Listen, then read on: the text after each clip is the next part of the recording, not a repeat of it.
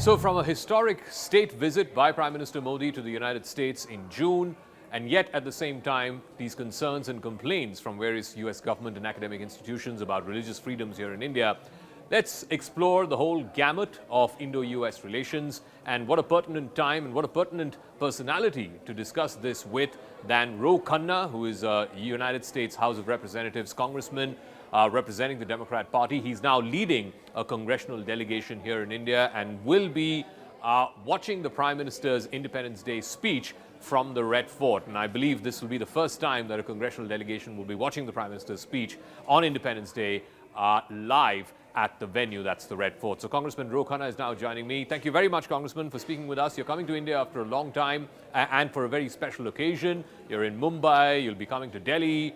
What are your thoughts at this juncture of the Indo-US ties? How would you see it? Well, it's a wonderful feeling of pride, of such warmth, of hospitality. It is a historic delegation. We're so excited that we're going to be at the Red Fort with the Prime Minister celebrating India's independence. And for me, it has personal meaning, as my grandfather, as you know, was part of the freedom movement, in jail for many years. And to see that moment is wonderful. I do want to talk to you about something which is a bit of a thorn in the relationship. While everything seems to be hunky-dory and everybody is praising the India-US relationship, it is the relationship for the future, no doubt. But there is the issue of minority rights and religious freedoms, etc. And you too had made a mention of it just a few days ago before leaving for this visit to India, where you said that this will be one of the issues you will take up in your meetings with your counterparts in the various meetings that you have here in India. Could you lay out the map for us? What is it that you're worried about? What is it that are your concerns? And how does that square up with the reality on the ground? Because the reality seems to be very different. Well, I have always been clear that India and the United States relationship has to be grounded on pluralism. It has to be grounded on minority rights. We have to condemn violence against any religious institutions, and we will continue to speak out for those values. I do want to talk to you about a decision taken recently by the Biden administration, and that is to ban Chinese tech imports coming into the United States. And the US and China have been going on this almost trade war-ish kind of situation when it comes to high-end electronics, when it comes to semiconductors. Could you explain the rationale behind that decision and what may be in it for India? Because India is hoping to be this +1, the China +1, when it comes to diversifying supply chains for companies around the world.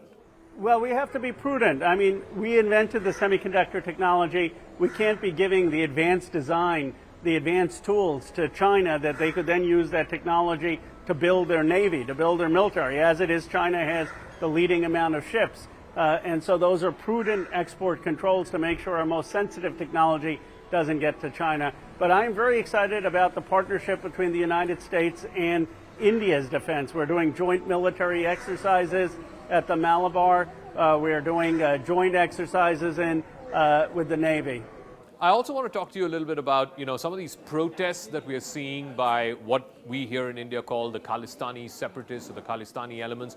We saw one in California, the state you come from, just outside the Indian consulate in San Francisco. These were violent protests. I want to know your thoughts on that. Well, India is a sovereign country, and I recognize the sovereignty of India, and I will leave it at that.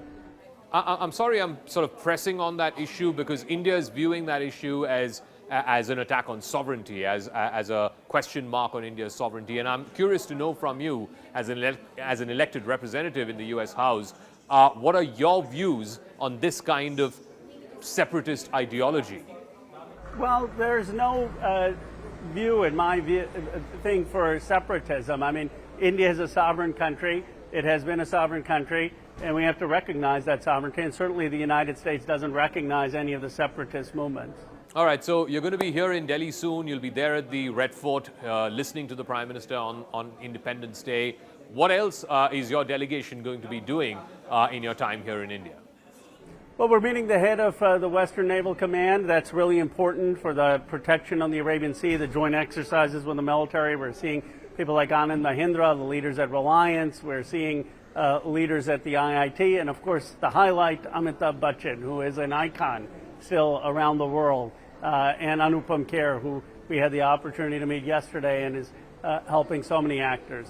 All right, Congressman Ro Khanna, thank you very much. A pleasure, as always, speaking with you, and enjoy your time here in India. Thank you.